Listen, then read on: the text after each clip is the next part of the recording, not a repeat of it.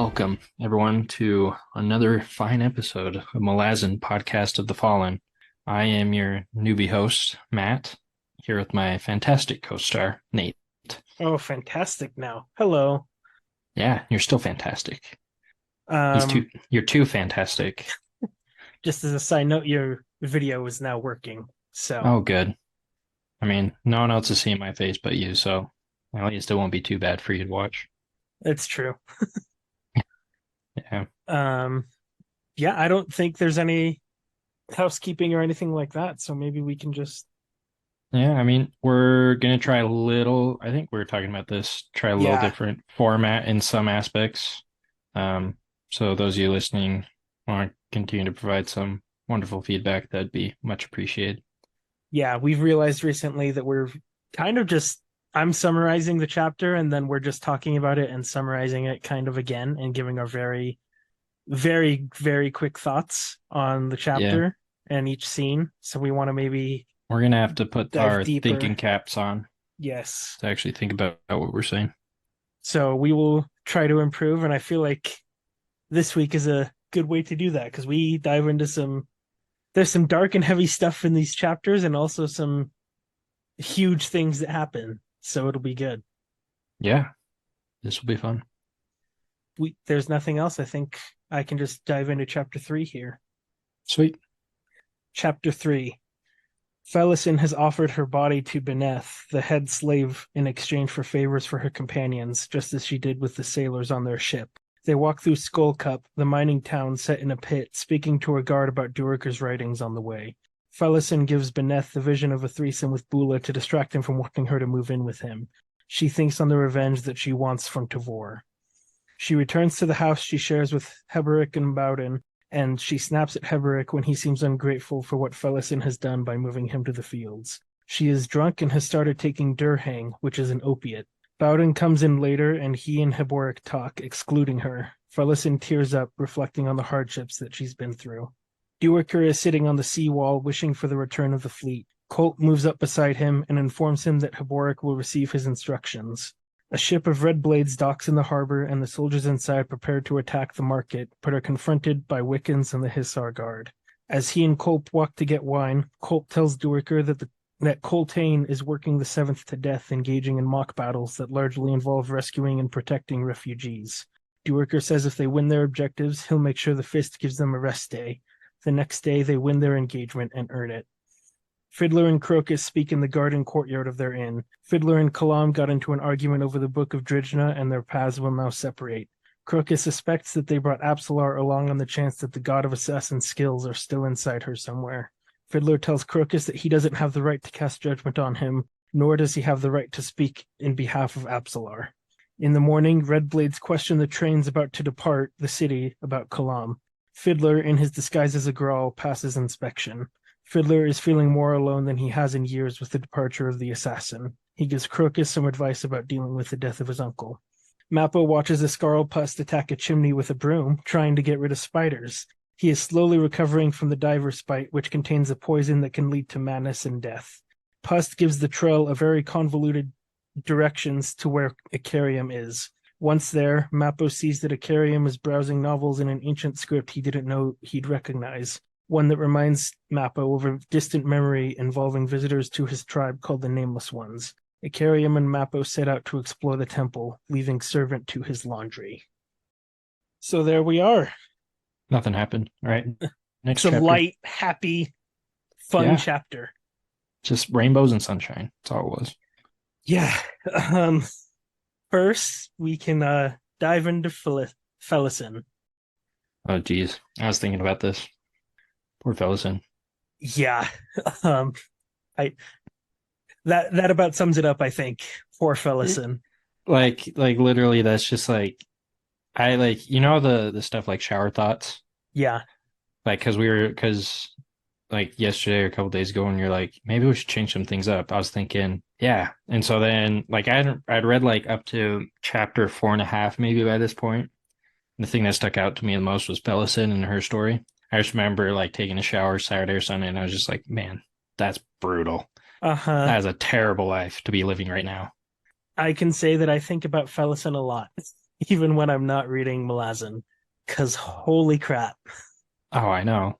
Like, was she 15, 16, it says? She she entered her 16th year, she says at one point during these chapters, which I think means that she's 15.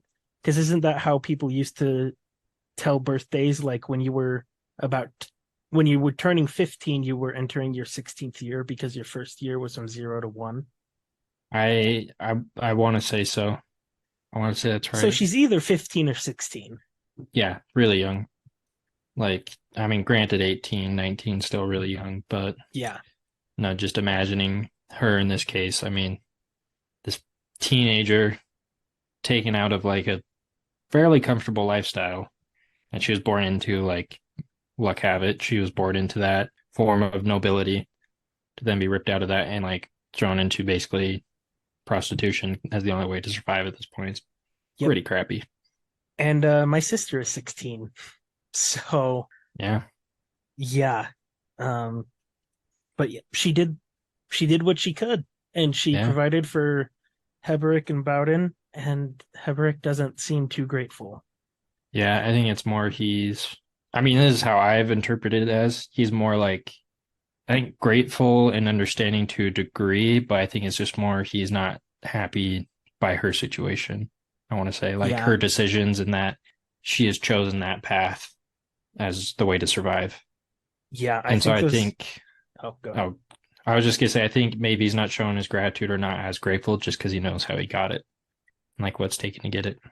Yeah, I almost get the sense that he feels a bit guilty that she felt like she needed to do that for them, Hmm. and that something that's causing her, she may not realize it because when you're in the midst of abuse and spiraling downward, you don't really see it as being a terrible thing, but he sees how much pain it's inflicting on her. And she's the direct reason why he has an easier life in the slave camp now. Yeah, pitting like her life, using her life, putting into some form of misery just to make his life a bit better. Mm-hmm. Because yeah, I was thinking about it like, but I mean, you got to think like 16 years old, like thinking back to a teenager, you really don't. And granted, I'm 22, so it's not like I know a ton still. But like, just even thinking back to a teenager, you really don't know much. You may think you know a lot, but like, Yeah. you can't think of many options to get out of situations. You're like, it's either this or this. And I think that's why she chose the path because she's like, well, this is all I got. Like, this is what I can do to survive. Uh-huh. Granted, it's not a great form, but I mean, for the most part, she seems semi happy. I don't know if happy is the right word, but like content, like it could be worse type of thing. Yeah. I don't So know. I don't know that she's actually content. I think she's forcing herself to be content because she's come that's to terms true. that this is her lot right now. And Yeah. she's still alive, and that's enough for her. Revenge is keeping her going. Yeah. Finding a way to get back. I can see that.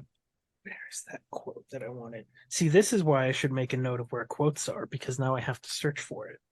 I started doing that with sticky notes in the back and Gardens of the Moon. I would mark a page and say what the quote, like who said the quote. Okay, so this is what Felisin is thinking as she enters the inn with Beneth, who's the slave that's like taking her in. There's no point in thinking about tomorrow, just the next hour, each hour. Stay alive, Felisin, and live well if you can. One day you'll find yourself face to face with your sister, and an ocean of blood pouring from Tavor's veins won't be enough, although all they hold will suffice. Stay alive, girl, that's all you must do. Survive each hour, the next hour. I feel like that's the mindset you have to adopt. There's something like it's kind of a terrible thing that she's wishing for, but Yeah. at the same time, there's something so powerful about the line "An ocean of blood pouring from Devorah's veins won't be enough, though all that they hold will suffice." Yeah. Weird to think about. It shows the depth that it goes inside her, I think. Yeah. Like she wants that eternal suffering in a sense. Yeah. Because I mean, an ocean's pretty big. Yeah. She knows she crossed an ocean to get here. Yeah. Yeah. No, it's a quite, yeah, it's not one of those situations where I think, wow, this isn't like too bad. It's like, no, this is absolutely awful. Because I mean, the guy she's with is like just terrible. Uh-huh. Like just some drunk like thug, basically. Yeah, well, he's the head slave because he's bigger and meaner than all the other slaves. So, Yeah. And he kind of just uses her as like a way to buy other people off, which is kind of sad. uh-huh.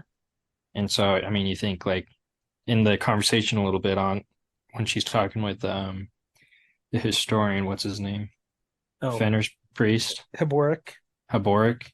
You kind of see why more she turns to some of those drugs of like the Durhang stuff. It's just kind of like trying to get lost and escape somehow, which is Yeah. rather unfortunate. And I mean, Heboric understands why she is so focused on revenge and her sister and hating life. Yeah, Because he says that if Fenner hears his prayers, then Tavor's punishment will exceed what she's done. yeah, I don't know. I really liked Felison's storyline because I feel like Erickson explores her side of it and the side of her companions that are watching her, and there's no like victim blaming or shaming or mm, anything like that, just showing that this is what she's had to do. yeah. Which I think is a really great point to bring up. Like he balances the point of views and the character development on both sides fairly well. Like she's just more accepted the fact this is her lot, and Mm-hmm. Borg is like, yeah, no, this sucks. Like I wish there was more I could do to help you. And he doesn't turn to her and be like, wow, you're terrible. Like kind of like disown her or push her away. It's more just like there's something I could do, I'd do it. Yeah, and she lashes out at Heboric and Bowden because it's all she has left. It's kind of the only release that she has. And when you're in a situation, I don't want to say when you're in a situation like that because, but I've seen people in a in abusive relationships before, Hmm. and I've never been in like a romantic abusive relationship, but I've had an emotionally abusive friend or two before.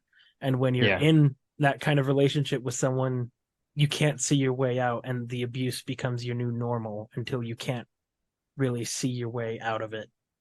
yeah, that's true. By the way, I am not trying to compare my abusive Oh, relationships with friends to anyone that's had an abusive romantic partner or what Felisin is going through. yeah, which is just really sad to see how her life has taken such a sharp turn. Yeah, And it makes me think back to like when you first saw her going towards the slave ship, she's like, I have yet to see how tough this is going to be and how like horrible this is going to be. I guess some of the quote unquote lighter stuff in these sections Mhm. is we learn in a flashback about Hebor gives us his thoughts on Otaro. Oh yeah, that's right. Because it isn't it this chapter discusses the island a bit and the Rotatorals in the limestone, Yeah, right? that Otaro, the bane of magic, was born of magic. Yeah.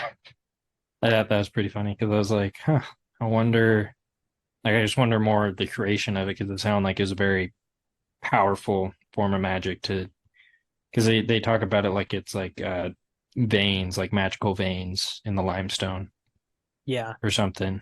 Like I'm trying to remember the description, but it's along those lines. yeah, and maybe that's what Turek was researching about the Otaro as well. I mean, he is a historian. He likes to learn about his things. Yeah, I get the feeling both Duerker and Heboric are not just historians, but like jack of all trades scholars. Yeah, they know a lot. Because I mean, I feel like a historian in this time or in this kind of context means like they know a lot of history, but like it's a very general sense of history. Like it's more like like they don't necessarily research to progress. It's researching the past in a way, which I mean, that's what a historian is. But I feel like they dive into science, they dive into politics, they dive into Mm-hmm. just every little detail. So Yeah, well, Duerker is the imperial historian, so his primary concern is with the history of the Malazan Empire. So it makes sense that he would want to research Otadero because ever since the empire was created, they've been sending prisoners there. yeah, Speaking of history, the guard that Felisin and Beneth talked to on their way out of the mining shaft, he quotes Duerker and says, "History comforts the dull-witted." So I mean, it makes sense. The more you learn about history, the more atrocities you see that humanity has committed. I know, which I think is kind of ironic considering how no one learns from history. Hmm. And to try and stop those atrocities, it's more like, oh, let's not pay attention. It doesn't matter. Or it's like they what's the word? Have such like a narrow scope and are kind of blinded by everything else and like just narrowing on one little point without any context of Yeah, history and romanticize it or something like that. yeah. Well, and this might be fun for some of our foreign listeners, but especially here in America, we have a big problem of ignoring the bad parts of our history. Oh yeah. Which I Like, mean, I don't think I learned about the Trail of Tears and what the American government did to the Native Americans until I was in high school. oh yeah. I mean, I think it's not a bad thing though to hold on to that till a bit later, just for like maturity reasons. Like not everyone is at the same level in eighth and seventh grade, but Yeah, because I mean, I remember in fifth grade learning about like what's the kid's name? The kid that got like lynched because he like said something in a store. They made a movie about yeah, there was just a his movie. mother.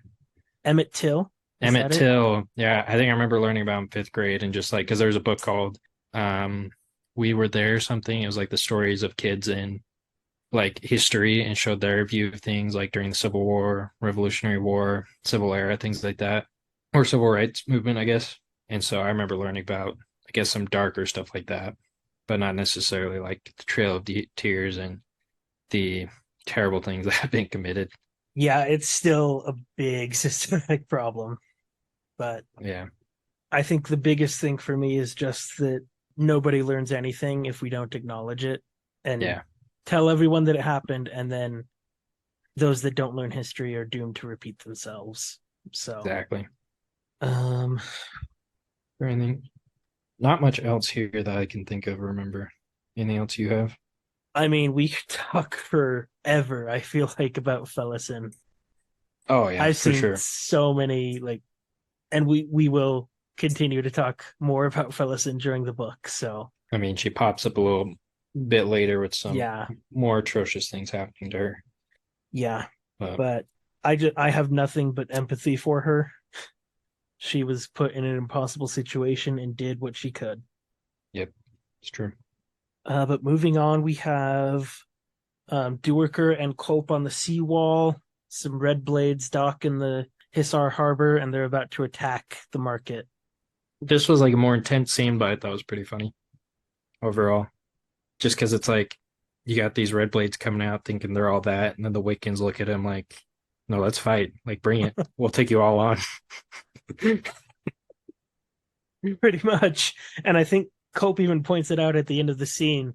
Duerker says, and Coltane has just showed that the Wiccans are willing to put down their lives to save the citizens of the city.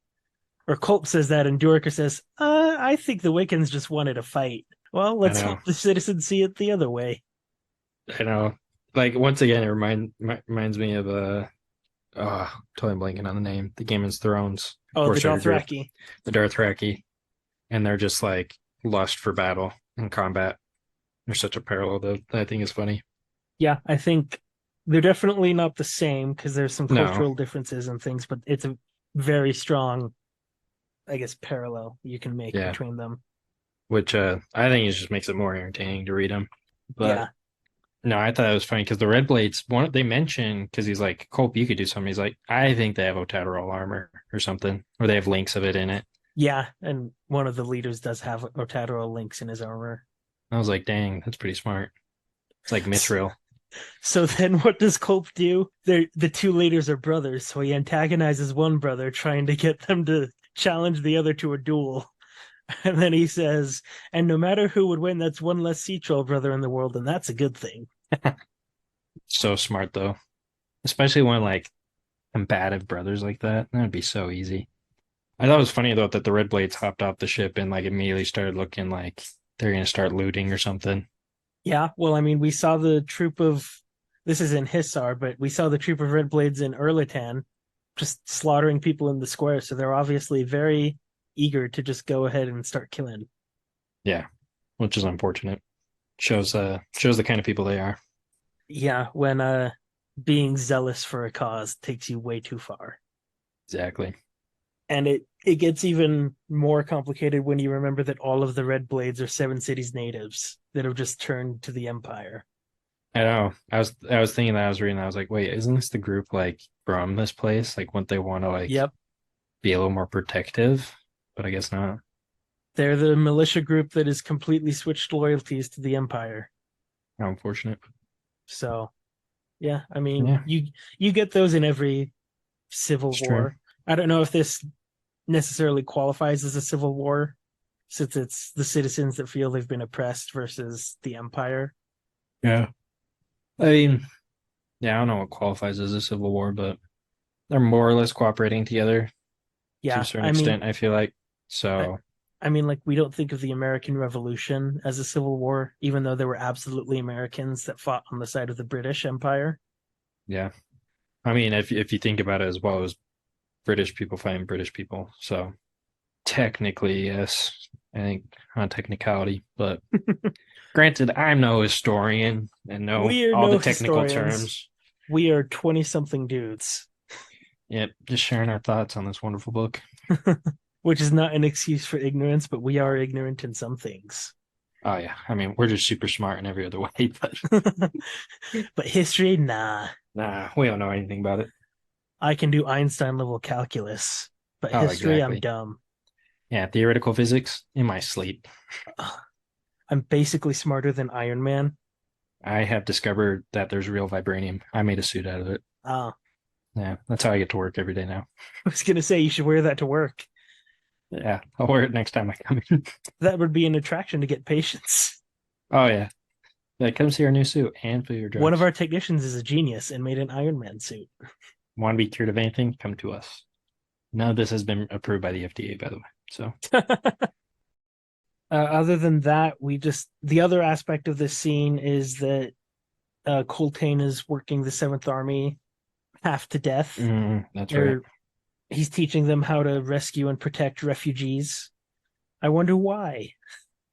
I know. I was really curious. I think it's cool though. Like I genuinely thought that like if it goes well, like if this doesn't turn how I feel like a lot of things turn. But I think it's really cool of him to be like, this is like your job. You're gonna help these people. Like there can't be an empire or a nation without people. Yeah, And you can't just have a military. That's not how this works. So I thought it was pretty cool of him to do. yeah, it's a really smart idea to teach your army how to do that in advance so that if Yeah. a rebellion does break out, they're not panicking and just worried about saving the army. Yeah. They can actually help the population, which I mean, you kind of need a population to have an army. Kind of need farmers and merchants and all that. Because Just a if bit.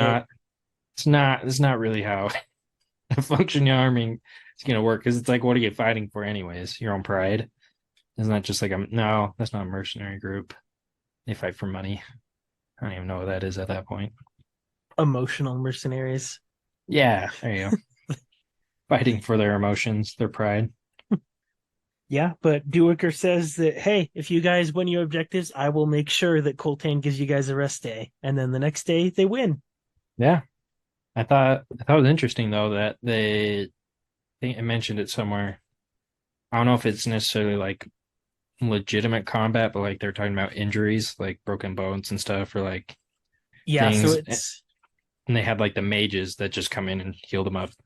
yeah, so Culp is making a bunch of illusions and making chaos and because they're practicing in an abandoned city, which Coltane has sent the sappers or the engineers in to have them build it up a bit. So there's a bunch of blind corners and alleys and stuff, and each squad is Mhm. given an objective. And they're fighting with blunted weapons. But like Duerker makes the comment about Coltane riding in with his lancers that it's wrapped in a ton of cloth and it's blunted, but anything more than a glancing blow is going to break your arm. Yeah, But when you have magical healing, you can beat your army up and have them ready for combat the next day. crazy to think about. It's like you can kill, they can die as many times as they want in the simulation, but then when they're on an actual battlefield, they can't be revived. Yep.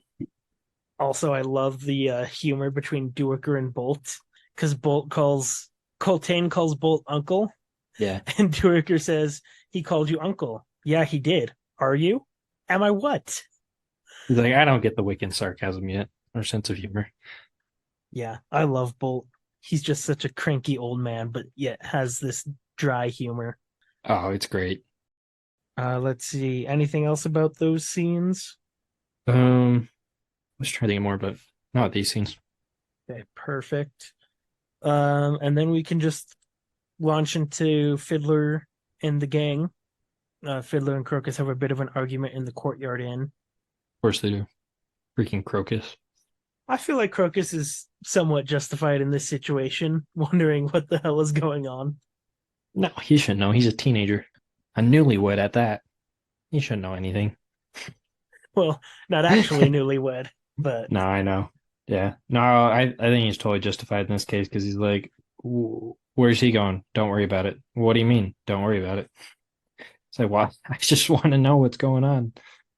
yeah, Crocus says, I guess you never expected him, Kalam, to pull rank on you like that. Is that what it was? That's what it seemed like. And Fiddler's like, you don't know the half of what her relationship is. He's like, that's not how this works when your comrades like this.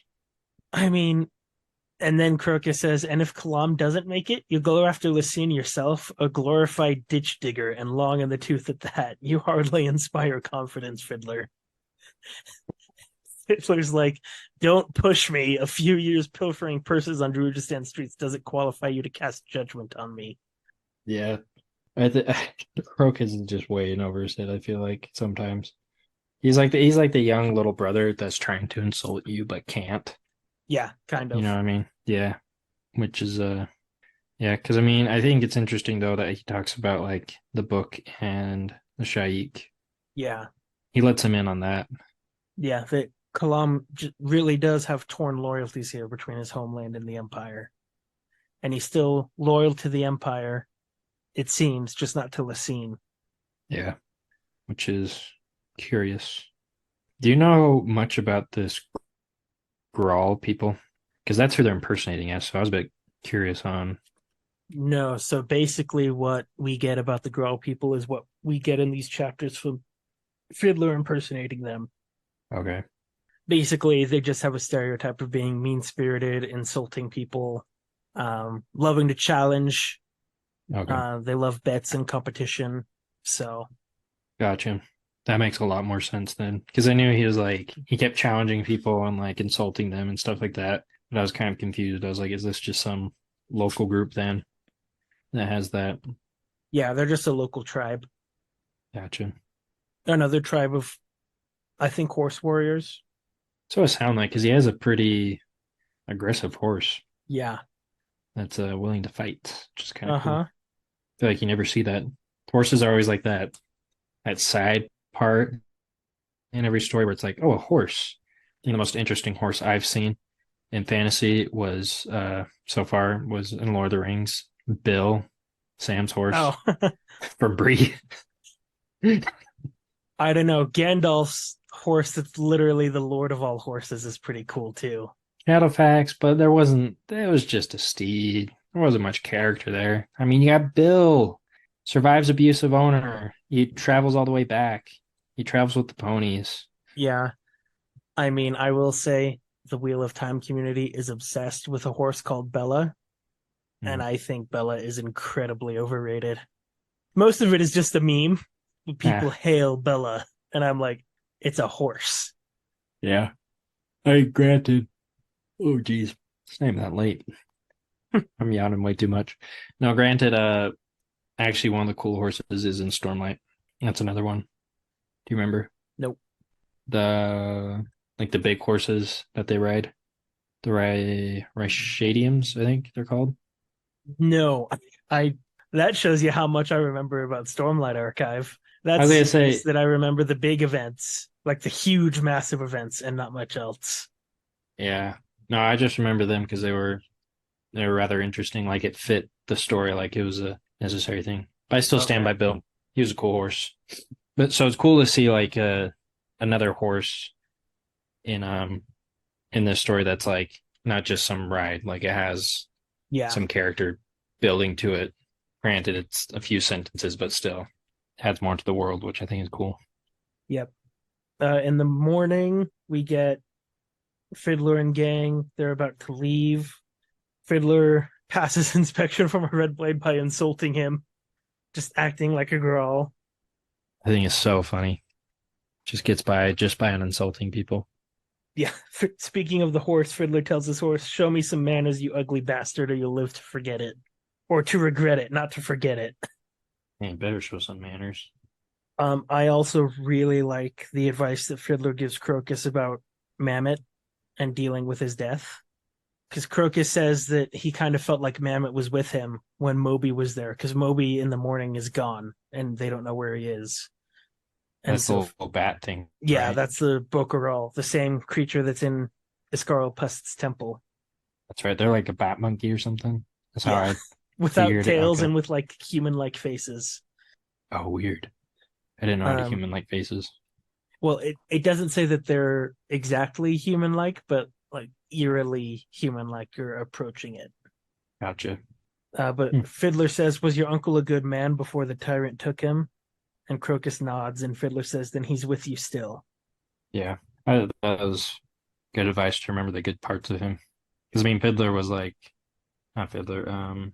Crocus mentioned he's like, I didn't realize he was so powerful. Like he could have done so much more. He was always locked up with his books and his study, which I kind of feel for Crocus. Have been like if you like after your uncle dies and you realize how cool they were, I feel like Yeah. that'd be pretty tough because you're just sitting there like, dang, I wish I could have got to know him better and stop being such like a punk teenager or something.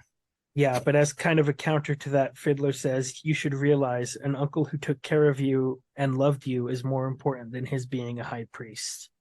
That's true. I mean, I still think that's like very important that like he looked out for him, but I still think it would have been cool if Crocus was able to learn a little more like his powers eventually. I guess it was probably cut short before that could have happened, but Yeah. still, I think it's always sad when you look back and think, wow, there's so much more I could have learned, but now it's the opportunity has passed. Mm-hmm. Crocus makes the point of like he could have owned an estate, he could have sat on the council, and Fiddler's like, "I am not ready for a discussion about this." And so he says, "Did she kick you up here for being so moody?" And just kicks him back, and they just start writing along, and instead of writing together, it's like three separate people writing now. I know. Crocus is like, never mind. And He's then insulted. Fiddler's curse at the end. I love the curses in Malazan. Hood's balls. Hood is the god of death. Yeah. Because he looks back and sees Absolar and she's just like staring at him. Yeah, He's like, oh, great. just Stuck Hood's with these balls. kids. The god of death's balls I love it how is a they always curse. they use Hood's name and his like just anything dealing with Hood. That's a curse, which I think Yeah, is so pretty funny. much. Like no other god, just Hood. It seems like. I mean, you Yeah, do see some others, but like he is the main. He is the top. yeah. I think we've seen like Fenner's hoof and Tog's feet, Oh yeah, um, and that's right. Beru bless or something like that. But Hood is definitely the main one because I mean he's the god of death. He's the literal god of death. Everyone's gonna meet him one day, so Yeah. he's like the most universal god there is.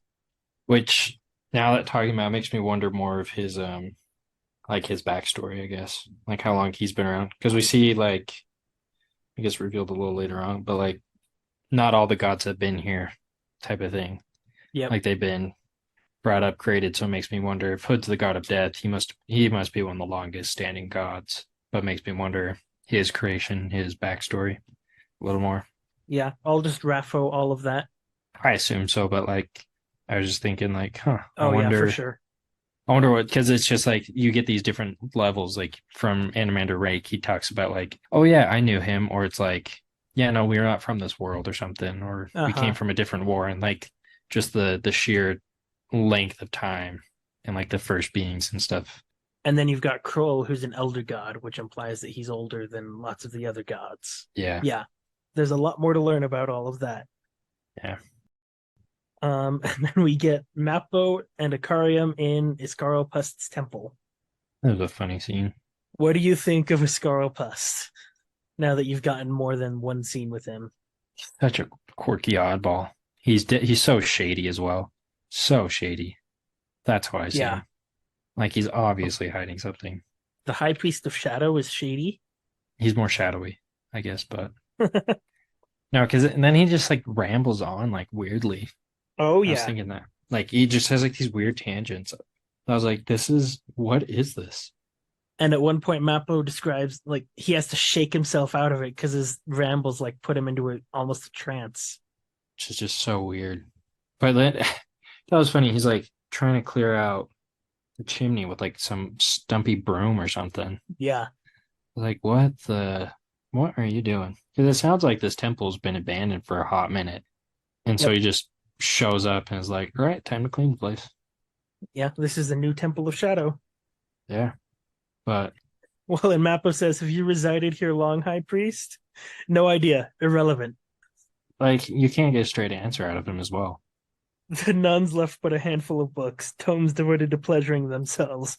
Best read in bed, I find. Oh, jeez. Forgot about that part. Oh, and then he gives Mappo directions to the library and is like, go this far, turn right, turn right, turn right, turn right again, turn right, and you're there. And Mappo's like, or I could turn left and go this far and get there. Yeah. Well, because not only that, he's like, turn right. He's like, you walk 15 paces, then you turn left. Then you walk 39 paces, you turn right. Then you Mm-hmm. walk another 20 paces and you turn left. Yeah, it's right every time. Turn right, proceed 34 paces. Turn right again, 12 paces. Then through door on the right, 35 paces. Through another archway on right, 11 paces. Turn right one last time, 15 paces. Enter the door on the right. Or turn left, 19 paces. Aye. I shall take the short route then, if you must. He said he's such a quirky dude. I want him and Krupp to meet. I want to see a conversation between these two. They're semi similar. They're similar enough, but different enough that I'm like, I want to see what happens here. Funny enough, I think that's one of the first things on every like podcast I would listen to. I think that's one of the first things people say about Pust is I want a conversation with him and Krupp. Oh yeah, like I feel like that's just a given. As soon as you read it, you're like, oh, we need a conversation between these two. Yeah. Let's see. Oh, we also have Mappo finding Icarium reading books about like total nonsense subjects, and they're written in a script that he doesn't know that Icarium would recognize, and one that brings up some memories for Mappo. Yep. Brings up the when he was a post transporting the elders or something, Yeah, he right? was like a guard transporting elders, and they were met by a group that called themselves the Nameless Ones. That's right. I don't remember too much what happened there. Were they attacked? They weren't attacked, were they? No, They they just just like met kind of and talked. Yeah, like I don't remember anything violent happening. But no, I thought because this is the part where I think it talks about like their farming books, like their books on like farming and irrigation or something, right? And yeah, and he mentions like the paper they're writ on, Vellum or something, or Vellum. He's I like, think so. what? Yeah, What? That these are such rich paper and text, you know?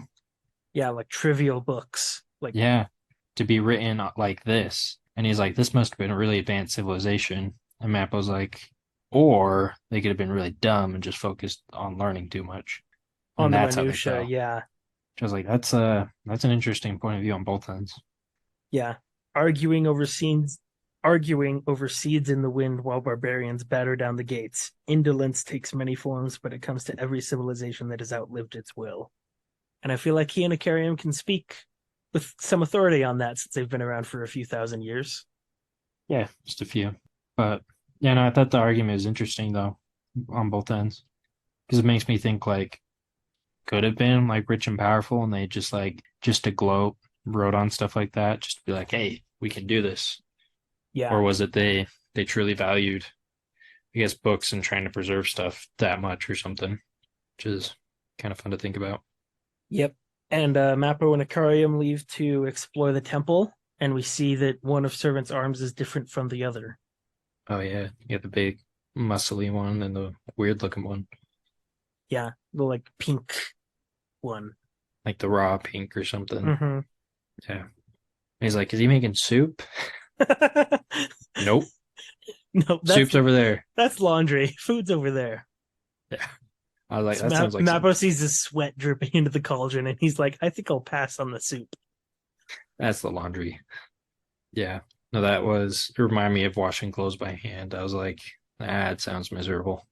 Not fun at all. No, not great. Which Servant doesn't say anything though. He's like a mute. Yeah, he doesn't say anything. But he Ikari- Ikariam says it seems that he's turned a deaf ear to us by his master's command. I'd warrant. yeah. He appears to like wringing out the clothes for some reason. Like with the boiling hot water still, not cooling it off or anything. Yep. He's like, what a another strange dude. They make a good pair. I feel like Servant. almost everyone in Malazan is strange. It's true. Adds more of like the I gotta give it to Erickson, adds more to his ability to write such different characters for the most part. Yeah, Add some unique traits to everyone. yeah, for sure. Because I mean, thinking back to book one and this book so far, it's a pretty big cast of characters, and for the most part, you can distinguish each one. Like you could, I don't remember all the names, but you could say a name, and I'd be like, oh yeah, I remember him. Yeah, I He could does this, this, and this. I could say a name and maybe like a basic thing about them and you would remember who it was. Yeah, like Fiddler's the expert demolitions guy, and you got Krupp, the weirdo without any humility. Who speaks in the first or not first person, third person. I always Exactly. get that messed up. Yeah, this is the only series where I feel like I actually remember the majority of the characters and like events that happen. There's a Mhm. joke in the Wheel of Time community that as you get into the series, there are 50 S names and they're all very similar and it's impossible to keep track. So it's Yeah, kind of a refreshing change of pace to have everyone be so different. I know. There's a total sidetrack though. I was thinking we need like Krupp and Terry from Brooklyn Nine-Nine to talk. Oh So my all you get is just gosh. third person referrals. Harry gets annoyed by Jake Peralta. How do you think he would do with Krupp? Terry loves yogurt. Well, Krupp loves goat milk. No, it wouldn't be Krupp. It would be the magnanimous Krupp does agree with your assessment of this yogurt, which is in fact bacteria. Oh yeah, it's true. That's how Krupp would say it. But Krupp mostly enjoys yogurt when it is laid over a delicacy. Exactly. Imagine Terry in one of those dreams. It'd be so funny. Yeah, I bet almost none of our listeners are gonna get that. But Brooklyn Nine-Nine is a hilarious cop show I know. that you For should all go watch. those of you that do listen and get that reference, I hope you enjoyed that. Just a side note, just maybe this is a draw for Brooklyn Nine-Nine, maybe not, but the auditions for Brooklyn Nine-Nine were throw people in a room with Andy Samberg to improv and see who survived. Oh, that's funny. I didn't realize that. Yeah, Yeah. because he's really good friends with like the head writer, and so he was Oh, guaranteed from the yeah. first casting things, and so their auditions were like, "Hey, can you actually like do a scene with Andy Samberg?" That's why they no, just all such great chemistry. Yep. Too bad it's not the same level of chemistry that too bad I mean, it's too bad Crocus and Absol don't have that same level of chemistry. I mean, not everyone can have Fiddler and Kalam's level of chemistry where they can literally communicate with just their eyes. You know. They're just that good, that experienced. Yep. No one needs ASL when you got ISL, eye sign language. Yeah. I mean, I lived next door until I was like 14. I lived next door to a guy that he was a 3-time veteran of Afghanistan. And he straight up told me once, like, obviously I love my wife more, but in many ways I'm closer to the guys that were in my squads than I am to my wife. Yeah, makes sense. So, anyways, shall we move on to chapter 4? Yeah, enough of that We've side talked for a tangent. long time and we still have a lot to go. Oh, I know. Chapter 4. Felisin watches the aftermath of a collapsed mine shaft. She was spiraling further and further down into Durhang use and lets Beneth offer her body to anyone.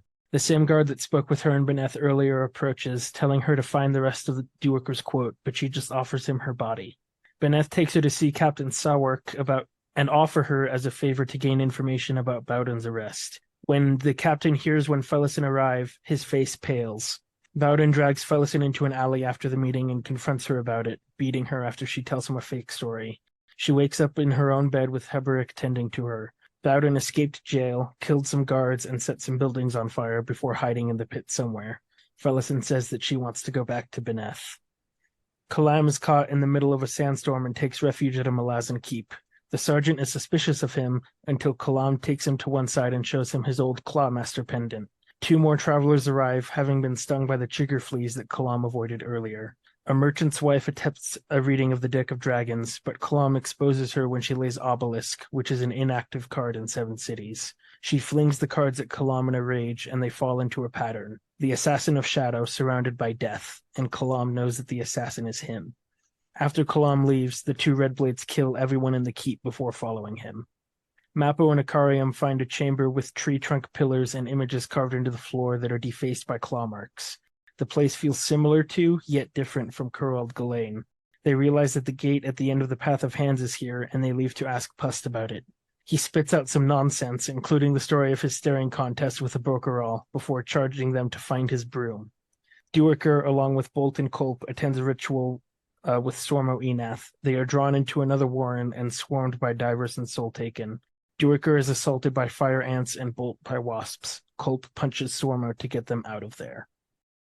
Another chapter where nothing happens. Yeah, just say.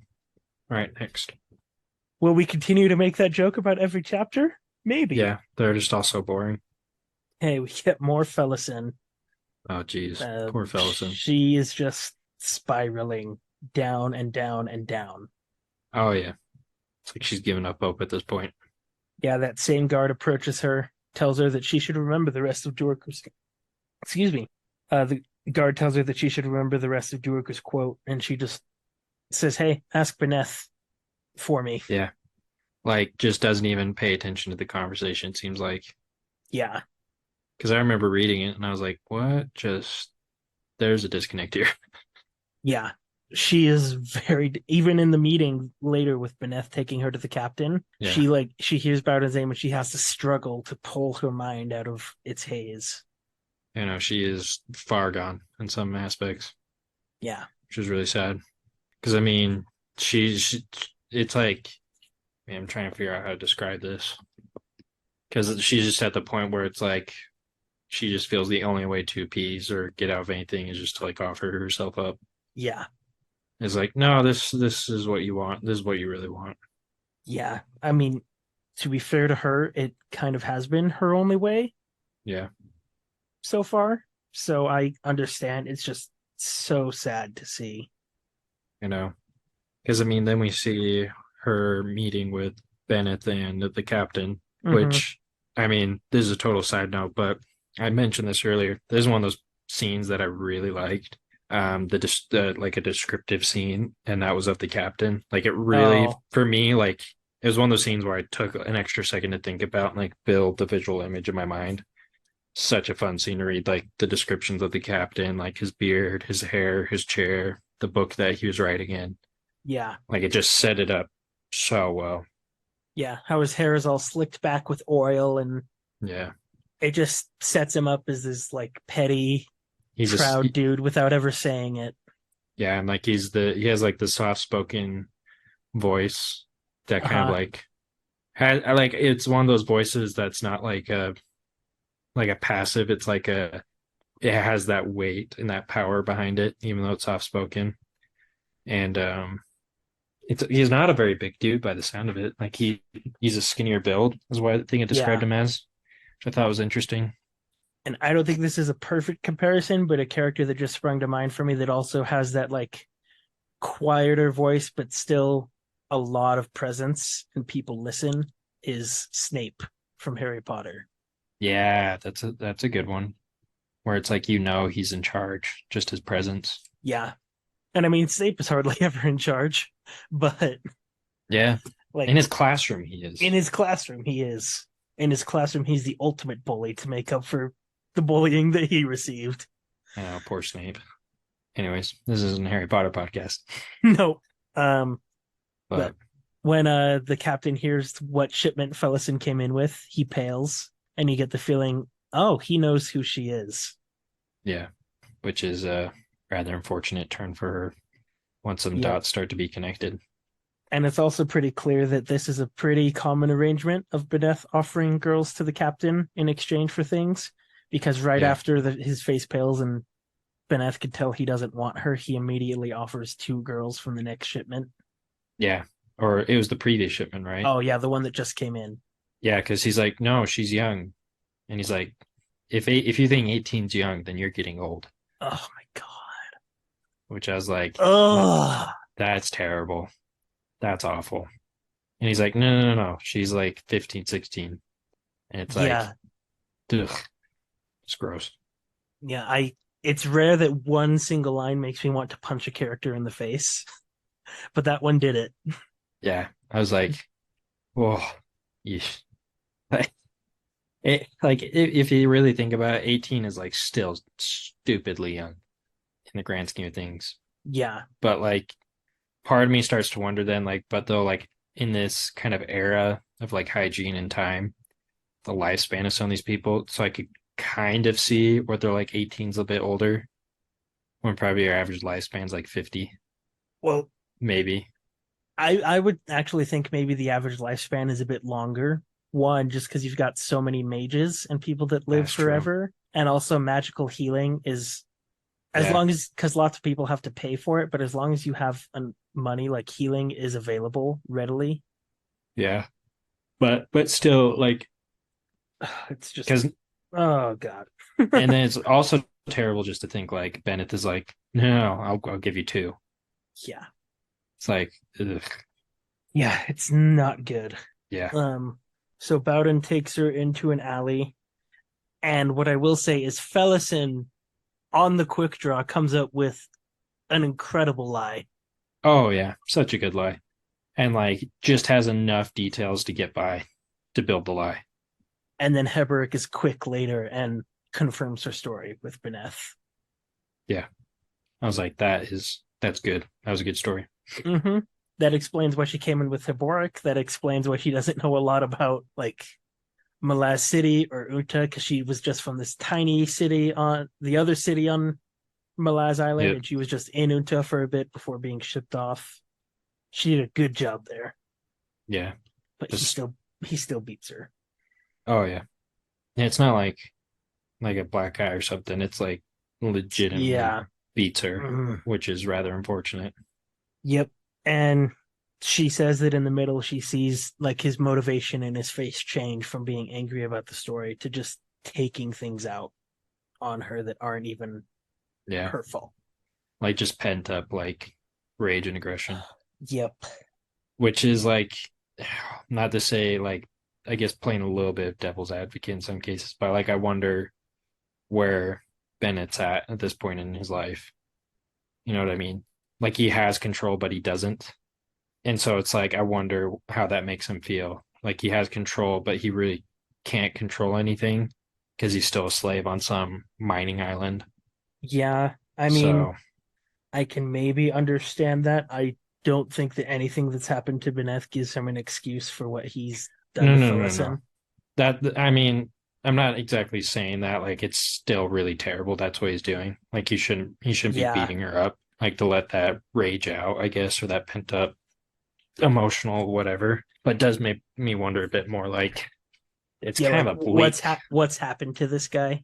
Yeah, it's kind of a bleak outlook on life because I mean, I don't think anyone's born just straight up like, yeah, I'm gonna beat someone up type of thing and just use and abuse people. It's like a learned, acquired trait, I think, and so it makes me wonder And what gets him to this point, I guess. yeah, that is why he's the head slave because he beats and abuses and Yeah, is the meanest of them all. So, yeah, which I think paints a rather unfortunate, grim and dismal picture of what life is like in this mining island. yeah, I can't imagine. Like, there's nothing you can really romanticize about this. No. Like, this is just terrible. Yeah, it's like on the subreddit "Am I the Asshole?" There's sometimes a verdict that's like everyone sucks. Yeah, This it's not that here. It's just everything sucks. everything. Yeah, circumstances have made everything to suck, which I mean draws the worst out of some people, unfortunately. Yeah. Um yeah, and then Felisin wakes up in her bed. Heboric is tending to her, gives her some water, unscabs her lips, and she says that she wants to say sorry to Beneth and go back. Yep. He's like, "Oh, how far you've been lost. Like you don't get it, do you?" Yeah. Which Um Heboric says that was a clever story, lass, a foundling. Lucky for you, I'm quick. I'd say there's a good chance Beneth believes you now. Why do you tell me this? And he says, to put you at ease, I guess what I mean is he just might take you back. Oh, I I don't understand you, Heboric. No, you do not. It just when I got to Felicin's part, I sent a GIF in the group chat with the other Malazan subreddit mods of just someone curling up it like zipping up a sleeping bag and rolling onto their side, and it said like pain because Felicin's story never gets easier to read. it's like series of unfortunate events. This is my fourth time reading her story, and ugh, we might need to move on because I might start crying if we keep talking about Felicin. Oh yeah. But I mean for me it's like I'm reading this, I'm like, oh, this is just terrible. But like I still don't have that deep of an emotional connection to her yet because it's like I haven't read enough to like build that. Yeah, that's fair. And Yeah. everyone reacts in different ways. I'm just a huge crier in Yeah. anything. I'm just more like I come from a very analytical perspective a lot of the times. And it's not because like I don't feel for them. It's just more like I don't know what to say or how to react. So it's more just like, I'm sorry, that sucks. Yeah, It's just I'm a awful. crier for happy things. I'm a crier on sad things. I'm a crier when yeah.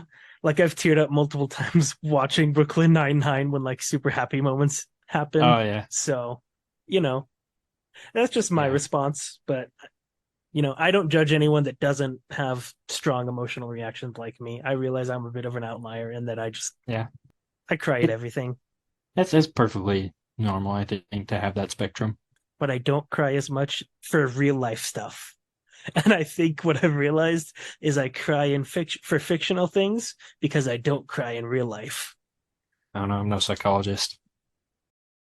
Did you have any thoughts on Bowden? He escaped jail, killed like three guards, and he's hiding Let's in the pit go. somewhere and they can't find him. It's just wild to think about. Like I don't know how big this island is. It's like, but they talk about some desert or I don't know. Yeah, well, they suspect that he hasn't even left like the mining pit. No, that's what I mean. So it's like this feels like a very small space. And so I think it's wild to think like that he's able to hide like that. It's pretty impressive. And the fact that he escaped like that is pretty cool. Yeah, I'm thinking I just tried Googling how big is Skull Cup in Malazan. I couldn't find any answers, but I'm thinking at most it's probably a few square miles. Yeah. I mean, don't they talk about some desert that they try to escape through on the island or Yeah, like above, once you escape the pit, it's just desert across like the rest of the island. okay, okay.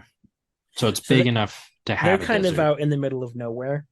The Hmm. nearest city, I think they say, is like a week's walk away, something like that. A week, 10 days, something like that. So the island has two cities, like it has another like civilized area then. Yeah, so there, if you look Okay. at the map in the front, the Gotta mining check this. camp on the right side of the map, there's a whole island that's labeled Otateral Desert.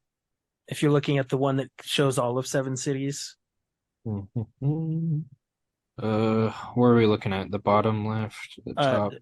so the right side, there's a whole island that's labeled Otateral Desert. Oh, okay, okay, okay. So they're somewhere in the middle of that, and then the city that Felisin mentions that it's like a week's travel, or how I don't know if she gives a distance or how many days it would take, but Yeah, that city is Dos and Pali on the gotcha. southern coast. Okay. Yeah, that's it's quite a whiles away. Okay, this is a lot closer connected though than I initially thought. Yeah, I didn't look at this recently enough to. Okay, this makes a Yeah. lot. And then Duiker and Coltane in the army are in Hissar, right across that narrow strait from Dosan Pali.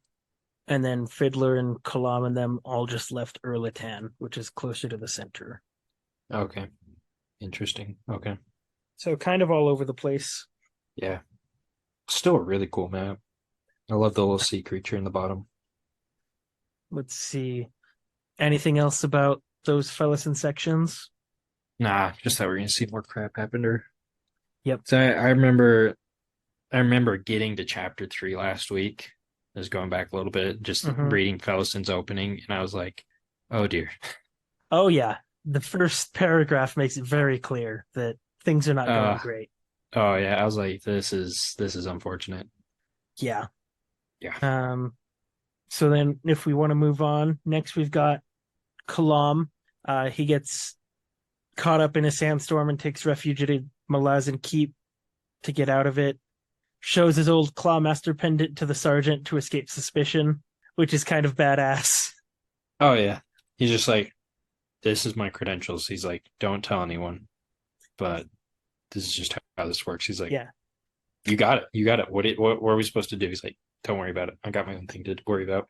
Yeah, because the sergeant is like, so you look like you're from Seven Cities. You're on your own. I'm suspicious. And Kalama's like, come over here. So I'm actually one of the highest positions in the Empire that you can be. So Yep. shut up and sit down. Don't you dare question me. Yep. Why I think it's funny about this interaction though in this scene because we see the other caravan people come in or the people like get hit by the bugs and they're all talking about where can I get a beer? Yeah. Like Kalam what? shouts from across the room. He charges for that. They're like, yeah, what do you expect? This isn't some tavern. He's like, Yeah. Well, so the two travelers that got there that were bitten by the fleas are the two red blades that kill everyone later. oh, that's right. I was trying to piece together who they were. I couldn't Yeah. remember. And then a merchant's wife attempts a reading of the Deck of Dragons, and she lays down Obelisk, which Kalam immediately points her out as a fraud. He's like, you fraud, you don't know what you're talking about. And she's just like, because at first she's like just trying to win him over, like with I don't even know what, like the way she's looking at him. Because isn't she the one with like the really crappy makeup as well? Yeah. He's like, she doesn't look good. She doesn't know what she's doing. And then she doesn't. Nope. And he turns to the other guards and is like, I'm sure she was gonna promise you heroes born to you by the score and riches unending and as many women as you could ever want. Yep. He's like, you just got exposed. But then she throws the cards at him, like angry that he caught her out, and they fall into a pattern. And Yep. Kalam instinctively knows that the assassin at the center is himself. This is one of the first Deca Dragon readings. I finally started to piece together a little bit, sort of. I was like, okay, I at least know how this works. Yep. But he's like, so I'm an assassin, and I have the Book of the Whirlwind, which is going to unleash the rebellion, and I'm surrounded by death. That's about as clear as it gets. Like I figured this is where I was. He's like, yeah, this is all fits together. And then Kalam leaves the keep, and the two red blades slaughter everyone. Oh, that's what happens. I totally forgot about that part. Yep. They don't want anyone to know about them. So, because one of them, Lostara Yo, walks out and she's like, did you check all the bodies? And he's like, yeah, no one's alive. You left not a single heart still beating, Captain. Yep. It's too bad. So, pretty brutal. Again, the red blades seem to just enjoy killing. Yeah. I that was interesting though. I remember reading this. The Lostar was like she picked up on the Deck of Dragons thing with Kalam. Yeah. Like it revealed some things to her, which was like, oh, not just Kalam noticed. Mm-hmm. I don't know. That's unfortunate, but I don't think there's too much to say about that. Yeah, I mean, there's not much there. It's pretty self-explanatory, but I just thought it was an interesting note. And then we get Mappo and Akarium exploring the temple, like the bowels of the temple, and they find this place that's familiar yet different to them. Yeah, the Karian mentioned it had the feeling of one of the Elder Warrens. I'm trying to remember which one it was called. Harold Gillane, which is the Rogaline. Tystan D Warren. That's not the original Tystan D Warren. That's the It is. Oh, it is the Mm-hmm. darkness one. Okay, Yeah. because Ikram, he was like, this feels like some crazy magic happened here. Because then there's another spot as well. I think they mentioned. Yeah, there's a place with like images carved on the floor that have been defaced by claw marks and things. Oh, that is the place. So the place with all of those images, they say has like the flavor of Curled Glane, but different Yeah, enough that they don't know what it is. But like it's they do realize that the gate to the Path of Hands, which we've heard about, is right there. that's right. Yeah, because it mentions it's like a corrupted Warren or something. Yeah. Which I thought no idea how any of this works, but I was like, oh snap, something powerful or strange happened here. Yep. And the gate to the Path of Hands being there is pretty significant. Because do you remember what Kimlock told Fiddler? I think it was chapter 2 about the Path of Hands. Isn't that where ascendants are made? Yeah, so the Soul Taken and Divers are drawn to it, and whoever like achieves it will be like the god of shapeshifters. Interesting. I forgot about that particular. So there's not a god of shapeshifters right now. Not that we know of, Or no. okay, it's kind of crazy because we see some of the Soul Taking divers using a warrant to travel Uh-huh. to get there, I guess. Yeah. So this curious to see how good old servant and Shadow Throne's acolyte's gonna play out. Yeah. The priest. Well, maybe that's why Ikariam and Mappa were there. Yeah, well, I imagine that's why they are, but because isn't it mentioned that they're trying to get to the Path of Hands as well, and they haven't now finally made it, I guess, at the beginning. Yeah, Ikariam wanted to search for it, or I don't know if he wanted to search for it, but they were going somewhere in Seven Cities, and Mappo says that, well, it's unfortunate that we just happen to be here in the middle of this like crazy convergence. Yeah, like they have to be there, I guess, to do something.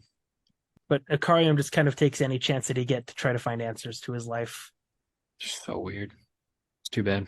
Amnesia's the worst. Yeah, because you can see he's an intelligent being. Like Oh he's yeah, very smart. He just doesn't remember his life. which is so weird to think about, like that disconnect. Yeah, dementia times infinity. Exactly. But like he can still read those old scripts. He can still do all this stuff, make connections. But he doesn't remember being in a fight like a few hours ago. Mm-hmm. So it's like it blows my mind. Ikariam is one of my favorite introductory like character things because you're just like, what the heck is going on with this guy? Like what happened? You're old. So what happened? Like shouldn't you be all powerful or something? Type of thing to be of an elder race, I guess. Yeah. But then they go to tell Iskarl Puss that they found the gate, and he busts out some of his typical nonsense. Goes on another tangent, as always. Yeah. I have to read this. His story about his staring contest. Bokurala have small brains, tiny brains inside their tiny round skulls, cunning as rats with eyes like glittering black stones. 4 hours once I stared into one's eyes, he into mine, never once pulling gaze away. This was a contest and one I would not lose. 4 hours face to face, so close I could smell his foul breath and he mine. Who would win? It was in the lap of the gods. And Mappo says, and who won this battle of wits? Look upon him who does not waver from his cause, no matter how insipid and ultimately irrelevant, and ye shall find in him the meaning of dull-witted. The Bokeral could have stared into my eyes forever, for there was no intelligence behind them. Behind his eyes, I mean. It was proof of my superiority that I found distraction elsewhere. So he lost the staring contest with a flying monkey, but it's proof of his superiority. I know. He's like, I know I have better things to do. And blunter the trail, determined in headlong stumbling and headlong and stumbling determination. He's great. Basically. I love reading him. The is like another weird thought, but like that staring contest reminds me of Sokka and Momo from Avatar: The Last Airbender. Yeah. Like I was just thinking, I was like, wait a second, this sounds familiar. Especially when they first meet and Sokka wants him for dinner. Yep, exactly. He's like meat. There you go. What's the name of the monkey from Avatar again? Momo. Momo. There you go. Momo has a very expressive face, so maybe your vision for Bokurala now can just be Momo. Minus the tail. And Pust charges them to find his broom, and Mappa's like, "So what do we do now?" And Karium's like, "Isn't it obvious? We go find his broom." Yep. You got to keep cleaning up this temple. We're gonna have a big party here. He just had the broom, but let's go find it. I don't know. Any other thoughts on Karium and Mappo and that stuff? None right now. I can think of. Okay. And then we get to what you were talking about earlier of the shapeshifters using a warren to travel. Yep. Duiker attends a ritual by Sormo Enath, and they're drawn into another warren and just swarmed by shapeshifters. Oh yeah. This was one of those scenes that definitely threw me for a loop for a minute. I was like, whoa, this happened. Yeah. Because that was funny because Colt like accessed his warrant and burned all the ants off. You got Bolt collapse from poison or infection from the Yeah. wasp. There's like nothing they can do as they're being attacked, but then they see like this big black shadowy whatever, and everything just goes to attack that. Yeah. And it's like tearing Oh yeah. shapeshifters to pieces. I was like, what is this madness? It's Like, it's a lot. and then I think it's so funny though. He just punches the wizard to get out of there. Yeah. It's I like mean, what can you do? it's like literally the classic answer. Well, did you smack it to get your Yeah. car running or your computer Like it's working? his ritual. Have you tried knocking him out to get Yeah. us out of here? I do have to say, I think a diverse of like millions of insects is maybe the most terrifying kind of shapeshifter there is. Oh yeah.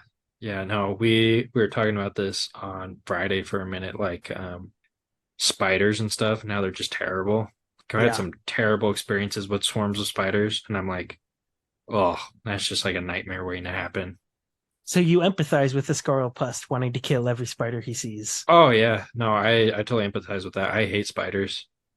Like I've had such crappy experiences with them. I'm like, nope, leave.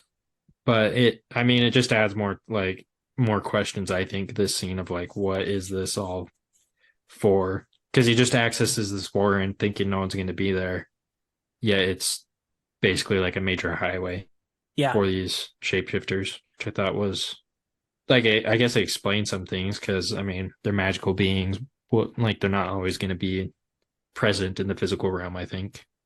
Yeah. And before the ritual, Sormo says that if you must think of this ritual or warren as having an aspect, then it's Talan, which is the warren of the Talan IMS. And then afterwards, Duiker says, like, is there a link between shapeshifting and the Talan warren? Who knows?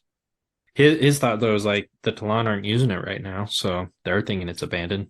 And so the only thing, and the Talon aren't gonna police their warren by the sound of it right now, so they're just all fighting it out. The Yeah, shapeshifters. which sounds terrible, just getting transported to the middle of a shapeshifter war. Oh yeah, sounds ugh, sounds awful. Especially when you see the like you have this big bear get just demolished by the weird black giant thing. I'm like, I don't know. I've Yeah, seen a bear in real life. I can't imagine someone beating that up. Are you kidding me? I mean, if it's a gigantic demon, Yeah, it's true. Makes me think how big that demon is. It's a huge demon. yeah. I mean, Mappo and Akarium took out 12 leopards by themselves. And I know Those guys, leopards aren't as big as bears, but still, those guys are pretty cool, though. I mean, of course, they're going to take out some well, leopards. hey, maybe this demon is pretty cool too. I don't know. I think he's kind of boring. He got beat up in the end. He got swarmed, yeah. Yeah, he's not as cool. Any other thoughts about the ritual?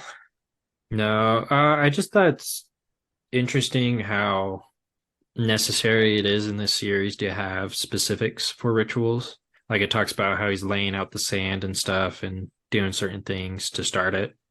So I don't know. I've always thought that's a funny, I don't know if it's a trope or just like characteristic of magic. Like there's a specific setup that I always think is funny. Like, no, we need our circle. We need our magic circle to access this or do this. Yeah. So I mean, like I guess yeah, it's there, but I don't know. I've always thought that's a funny thing to have. I mean, we will learn more about Wiccans and Hmm. obviously more about magic. So, Yeah, um, we've been going for a while, and we might talk the longest about chapter 5. So, if you're ready, let's move let's on. jump into it. Chapter 5. Fiddler, Apsalar, and Crocus approach the city of Gdanispan. They are stopped by guards, and Fiddler's horse bites one of them in the face. Iraq tribesmen offer them shelter for the night, but they leave when they hear of a Grawl tribe approaching. As they ride into the city, a young girl darts across their path and hides from 6 men chasing her. The 3 of them kill the men, and Fiddler sends the other 2 onward to confront the horsemen that come upon the scene. When he catches up to Crocus and Apsalar, they are horrified by the hundreds of Malazan bodies in the square. Apsalar says Kellenred only warred against armies, not civilians, and Fiddler brings up the incident in Aran. Apsalar realizes that her memories are those of Dancer. Turns out, Kellenred and Dancer ascended to become Shadowthrone and Cotillion. When they reach the south gate, Moby rejoins them, bleeding. The Grawl tribe is chasing them. Kalam rides through Raraku, reflecting on how it shapes those that pass through it and how it gave the bridge burners their name. He is stopped by Shaikh's bodyguards, Leomin and the Toblakai. He delivers the book into the Sirius's hands and in exchange is given an escort, the Aptorian demon that Mappo and Akarium saw earlier. Shaikh opens the book of Drijna at dawn. A quarrel enters her skull and destroys her brain. Leomin and the Toblakai attack the Red Blades, killing many of them before they retreat. Tene Baralta orders Lostariel to continue tracking Kalam. Leomin and Toblakai will wait for the prophecy of Shaikh's renewal to be fulfilled. Best chapter. So cool. So I mean, which massive thing do you want to talk about first? uh I mean, I just like first off, going back to the horse. All right. Yes, we This is can a talk pretty about the cool horse horse. first. Because I mean, he literally bites the dude, like face off. Which I mean, that's a pretty cool horse. Like, granted, poor. That's I feel bad for the dude. Like, no one wants their Yeah, face bitten off. even Fiddler's stomach starts turning at that. Yeah, he's like, that wasn't very cool. But it's like you never see a horse do anything like that. The horse is always Mm-mm. the one that runs away or gets killed or something. And the horse, So like on its own during the race later, like bumps another rider out of the race. yeah, no, I just thought that was a cool bit thing. I do also I have to highlight Fiddler's curses when it happens. Oh yeah, they were so good. What does he say? Foul snot of rabid dogs, anal crust of dysenteried goats. And then he just throws them a skin of beer and is like, and then all was forgiven. Yeah, not one of you is fit to smell my horse's farts.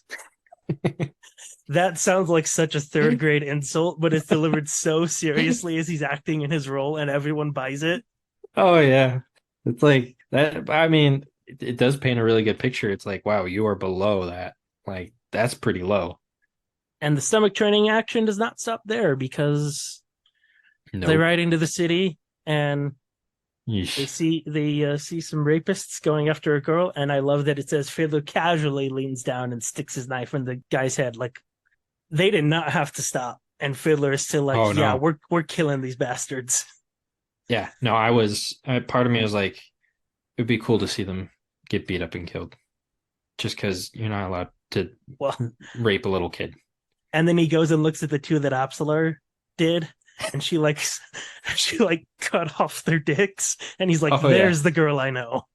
Yep. He's like that. She's back. Which I mean, is so cool. Like Fisher Girl Absolar, like still retains some of Cotillions, the ropes like abilities. Yeah, and we learn something about. Yeah. Did you see Oh yeah. Shadow Throne and Cotillion being Kellenred and Dancer coming at all? Oh, not at all.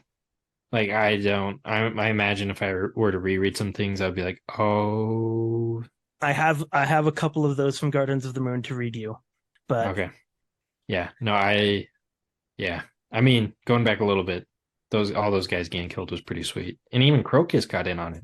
Crocus killed a guy. Yeah, Yeah, I was impressed. The whiny teenager did it. Fiddler gets 1, Fiddler's horse gets 2, Absalar gets Yep. 2, and Crocus gets 1. Yeah, I was so happy that like they they got him there. Like they didn't move Hmm. on. Like good on them. But yeah, moving back forward, I guess, in the story a little bit. Yeah, no, Dancer. I like that caught me. I was like, whoa, whoa, whoa, whoa. It to me explains these guys are really young then in terms of Yeah, descendants. they've not been around for very long.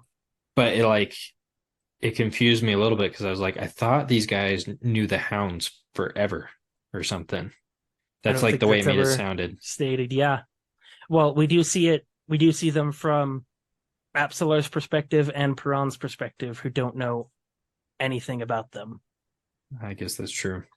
But no, I think it's interesting that they become ascendants and then try to fight Lysine. Yeah, I mean, I had to set the book down when I read it for the first time. I don't know how Erickson did it, but like when you're reading for the first time, you barely know anything about Kellenvid and Dancer, and yet this still feels like such a massive revelation. Oh yeah. Oh, for sure. Yeah, because I was reading it on the train coming home from work and I was like, are you serious? That's who they are? I was like, these guys are young ascendants.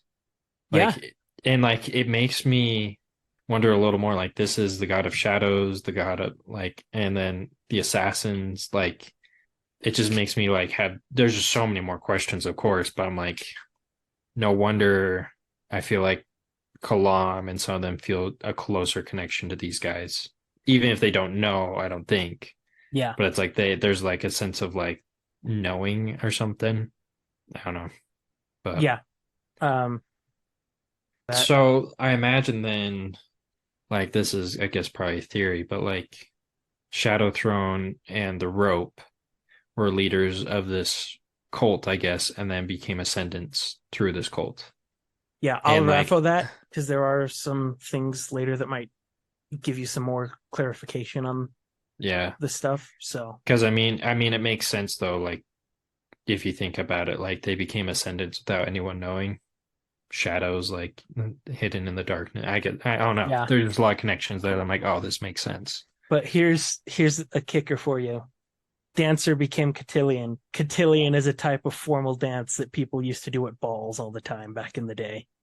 Oh, that is right. Oh my gosh, I didn't make that connection. That's funny. And then now I think I'll read the so the first poem at the very beginning of Gardens of the Moon before the prologue is called Call to Shadow. And it says, "The Emperor is dead, so too his right hand, now cold, now severed. But mark these dying shadows, twinned and flowing bloody and beaten, down and away from mortal sight, from scepter's rule dismissed, from guild candelabra the light now fled, from a hearth ringed in hard jewels, 7 years this warmth has bled. The Emperor is dead, so too his mastered companion, the rope cut clean." Yeah, I would have never made that connection. Nope.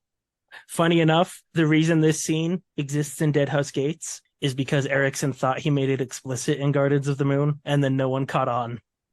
That's funny. Yeah, he did not make that remotely explicit. Although this one, there's one more.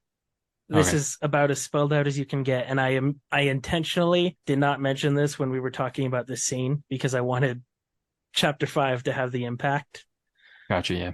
Um, Tattersail says, "It certainly seems that since its arrival in the deck and the opening of its warren, Shadow's path crosses the empires far too often to be accidental. Why should the warren between light and dark display such obsession with the Malazan Empire?" And Kalam says, "Odd, isn't it? After all, the warren only appeared following the Emperor's assassination at Lessine's hand. Shadowthrone and his companion, the patron of assassins, Cotillion, were unheard of before Kellenvid and Dancer's deaths. It also seems that whatever disagreement there is between House Shadow and Empress Lessine is, well, personal." And Tadaseo closes her eyes and goes, "Damn it, it's that obvious, isn't it?" Yeah, that is that obvious. Yeah, now that you mention it. Oh my gosh. It's, I did not at all come close to seeing it, but once you know it and you read that paragraph, you're like, how the hell did I not see that? Oh, I know, but I mean, now thinking back, like I remember why. It's like you're already so confused that like it would have been hard. Like if he wrote it with the technical ability he has now, it would have been like people could have picked it up a lot easier, I feel like. But no, that's just blatantly obvious. Yeah, I love it because right before Kalam starts talking in that scene, his expression changes, and I get the feeling he actually knows. It's kind of crazy because I mean you we see Fiddler like they talk about it like Dancer. We all knew Dancer, like he was with us type of thing. Yeah, Like like we were we were friends. friends. He trusted us, and Absalom goes, "Hate to break it to you, he trusted Dancer, trusted Kellenved, and he trusted Dasimultor, and that's about it." Yep. Which I mean is kind of sad to think about. So Dancer was like Dancer was an assassin as well, Hmm. and so Yeah. it makes sense that he would not Yeah. trust very many people.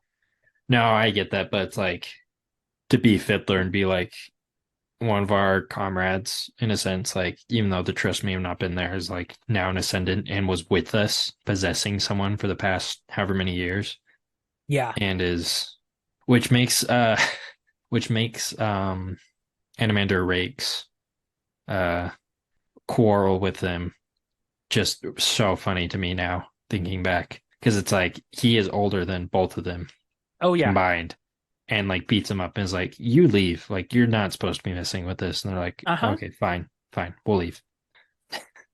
Yeah. And Amanda Rake's been around a long time. Yeah. Oh, this is like drawing all the things and adding Yep. more questions. Yep. Crocus says they weren't assassinated, either of them. They escaped by ascending. Into the Shadow Realm, Fiddler smiled dryly, to nurse their thoughts of vengeance, leading eventually to Cotillion possessing a young fisher girl in it, Kokon. Yep. I'm excited to learn more about that. Yep. Fiddler thinks that now that the Emperor's been brought up, he thinks that the Emperor wouldn't have ever let the rebellion get this far, that he would have answered the first bloodshed with way more bloodshed and just put a stop to it right away. I could see that. Yeah, what else is here? Um, Super small thing, Moby rejoins them and he's bleeding, and Crocus is worried, and Fiddler's like, "Have you ever seen his kind mate?" It's a mess. And then the Grawl tribe that approached is chasing them because Fiddler told them he was an outlaw. And so now the Grawl tribe that's following them thinks he's an outlaw and wants to take him down.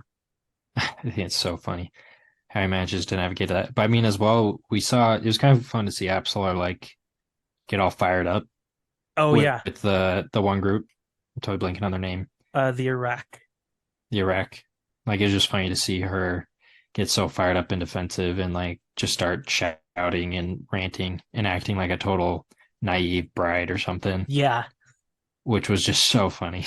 threatening to lift her veil, and in Seven Cities, if she lifts her veil, it's like voicing a curse at you. Yeah. They're like, no, no, no, no. It was just fun to see her be like that because after seeing her be so confused and timid for so long, I was like, yes, yes. I mean, Dancer had to have been a pretty competent dude, so Yeah. I mean, to become an ascendant, you had to be. yep, the god of assassins as well. Yeah. It's pretty sweet. I mean, it's a dark god to be, but still pretty cool. Pretty cool, pretty badass. Yeah. Yeah, and now you understand maybe why Halam and Quickpen had the idea. Well, she was possessed by the god of assassins. Maybe we sent her after Lysine too. Yeah. I mean, makes sense. I don't know. Any more thoughts on that? None right now. Probably the biggest revelation of the books so far. Yeah, it really was. Yeah. Don't worry, we're about to launch into something that I think is equally pretty big. But Kalam is riding through the desert, reflecting how it's called the Holy Desert Raraku, and it shapes Hmm. everyone that passes through it, and how it gave the bridge burners its name. Yeah. I thought that was a really neat scene to read. Like it wasn't particularly necessary, but it was like a nice world building scene, Yeah, which, riding through, just it gave the bridge burners their name because once they were shaped by it, they burned the bridges to their pasts. yeah, which gives a cool meaning to their name, I guess. I don't know, like bit of a side note, this just makes me think of like stuff like the Appalachian Trail and all that, where people do that and it's like changed my life, things like that. So I think it's just cool to see him reflect on that and be like, this was like a huge turning point for us. Yeah. But then he stopped by Shaik's bodyguards, Leoman and Toblakai, and Leoman Kalam is sitting on his horse, and he's like, "Well, I see he has the crossbow in there, but if he shoots the crossbow, I could just roll over my horse and dodge it, and then throw two knives there and kill him. So I'm fine. Yeah. I'm at ease." And then he gets surprised. Yeah, and Toblakai sneaks up on him, and Kalam tries to like blame it on magic, and Leoman's like, no Nope. magic involved. Your ego needs a check." Yeah, he got the better of you, which is kind of crazy because he's the guy that has like all the ears on him or something. Yeah, 7 foot tall dude that's bulky enough to seem thick and wide, and has like a row of ears on his belt. Yeah, and he's like, "What are those mushrooms?" And he doesn't tell anyone his name. He just goes by his race, Toblikai. Which is pretty wild. Which I mean, this was like it was like such a good setup, like this whole next scene and stuff, because like it kind of caught me out of nowhere where I'm like, oh, he made it. Like this is the priestess lady. Like she's just here. Yep, she's here. I, He I gives was her the like, book. It's pretty easy. yeah, I was expecting like some arduous, longer journey, maybe a fight with the red blades, and like manages to get to her like midway or like the last third of the book, not like Uh-uh. first book in. Oh, here's the book. Here you go. Oh, thank you. It's a little damaged, but I guess that's what happens when it's this old. When it's 1,000 years old. It's like, yeah, you should be grateful that just the covering is it's like a little Yeah, broken. I know, which is crazy to think about. 1,000-year-old book. Like, there's not many examples of that in our time. And I'm thinking, like, 1,000 years old. That's pretty well maintained. That book there. I mean, when you have magic to preserve it, That's true. Magic is always the answer. especially when it's a magical prophecy book that's meant to Yeah. set off something like this. So why was it damaged to begin with? That's the real question. Maybe even magic can't stop the turning of years. It did enough to last 1,000 years. That's true. And so Shay gives Kalam an escort. He's like, "No, I don't want an escort. I want to go by myself." "Well, you're getting an escort." This is happening. And it's the same Aptorian demon that Mappa and Akarian saw crossing the desert earlier. Oh, If you remember that in book one, they see, and it's got two hind legs and then one front leg coming out of the center of its chest, and oh, I it's got a single eye. yeah. I loosely remember that one where they just kind of chat with it, right? No, so they don't chat with the demon; they just see it passing. And then Oh, okay. Rolandorus, the dozen wolves guy, they talk Mhm. with him, and he says that he's going to go attack it. And then in this scene, they mention that the Aptorian has already fought off a diverse wolf pack. Yeah, I didn't make that connection there. But I mean, Uh, for all this easy buildup, yeah, quick turn let's of jump events. into the big thing that happens. Shaik opens the book, and boom, she's dead. I know. Shot to the head. I was like, isn't Yeah, she like some? what did you think of this? I was like, isn't she... Well, it's the same reaction as her two bodyguards. She's dead. Well, yeah, she's dead. I know she's dead. Like, well, what do we do now? I don't know. Well, let's just wait here a minute. I thought the Well, same thing. I not was before like, they kick the crap out of the Red Blades. that's true. They beat them all up with a wood sword, Yeah, nonetheless. And they're like, that was a wood sword. They're like, we know. We got beat up by a wood sword.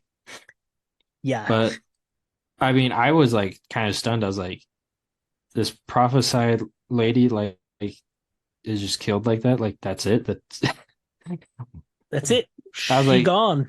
there is like no climactic part to any of this bit. It's like, here's the book. Oh, thank you. It's a little damaged. Boom, dead. Yeah, no, it's not even like there's not even a pause in the writing or anything. She opens the book, and I think it's in the middle of the paragraph that it says that a quarrel enters her head and explodes her brain. Yeah. Like it just all happens. Like there's no like she starts anything. I was kind of stunned. Yeah, it's I think it's one of the most shocking parts of the first two books. Oh, for sure. And so Leomin, who has two flails, which do you know what a flail is? Because I had to look it up the first time I read the book. Is this the different than the Morning Star?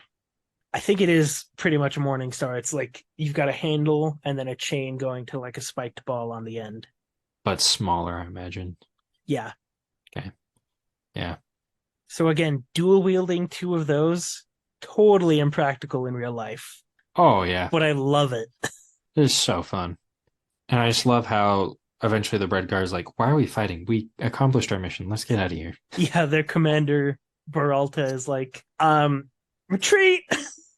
Let's get out of here." We killed her. We're all gonna die if we stay here with these two, I think. So, Yeah, because they knocked out one of their leaders. And they're like dragging her away. and the commander doesn't even charge in. Beralta doesn't even charge in, and then he makes a show of like guarding their backs, quote unquote, as they retreat. Like, oh, I got you guys. Don't worry. Yeah, because he sees him like defending like a bunch of guys at once with these like they throw six spears or lances or something. And And he he's dodges like them all. he just like dodged through it fluidly like it was a simple dance. Yep. He's like, oh crap. And he like crushes someone's head and helm in with his wooden sword. Oh yeah. I was like, that's it's pretty nutty. It reminds me of the wood and it's like species of wood in Star Wars that can like resist a blaster shot, I think. Oh, I don't remember that. I think it was like a minor detail in Star Wars: The Clone Wars, Okay. but I've always remembered that because I was like, that's a wood. That's so cool. And they talk about like Leoman's flails, like you can't Mhm. block it because if you block it, the chain just whips up and over and hits you anyways. Yep. He's like, there's no stopping this because he like shatters one dude's legs with his wooden sword or something. Yeah, well, I think he thinks like, so that guy's not as dangerous as the Toblakai, but he's still Yeah, plenty dangerous. So let's go. which is saying something. And so the Red Blades retreat. Lostara Yale will continue following Kalam, and then Yep. the two bodyguards are like, then they have the conversation. She's dead. I know she's right here. So what do we do? Well, she said she'd be renewed. So I guess we wait. Like she opened the book at dawn. Like I think it worked. She did what the prophecy was said to do. So let's wait here. Yeah, that's like, and then a sandstorm approaches on the horizon. I was like, Mm-hmm. maybe that's something. But then that scene, so I have no idea. That scene. That is the end of book one of Deadhouse Gates. Felt like that was a more productive conversation, Yeah, I do as diving into some of well. that stuff. So that was fun though. Yeah, I this is already, and I like Guardians of the Moon, but this is already better than Guardians of the Moon. So much better. I didn't think that Yep, much writing could approve that between two books, and it has. decade makes a ton of difference. Yeah, it does. So I don't know. I don't have any other thoughts on book one. Um, we still don't know exactly how far we're gonna go next week, starting book two. I still need to take a look at the chapters. I've been bad at finding good stopping points for us, but I'm assuming it'll be 3 or 4 chapters again next week. Something like that, yeah. Yeah. So with that being said, thank you all for listening. And how's that, Todd?